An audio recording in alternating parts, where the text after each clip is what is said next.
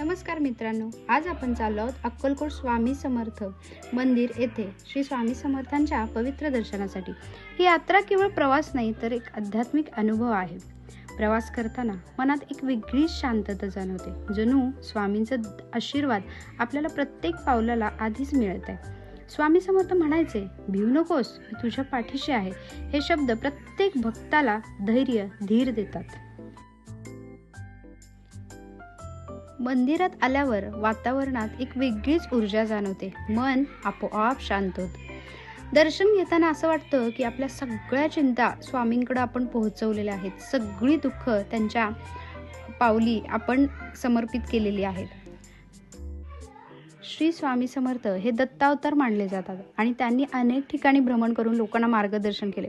त्यांचा जीवन प्रवास अत्यंत साधा पण चमत्काराने आणि भक्तीने परिपूर्ण होता।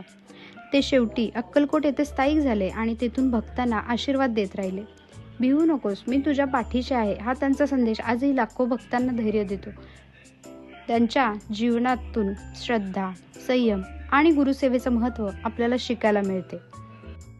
त्यांच्या कृपेनं अनेक भक्तांचं जीवन बदलले आणि आजही श्री स्वामी समर्थ यांचे नाव घेताच मनात श्रद्धा आणि सकारात्मकता निर्माण होते।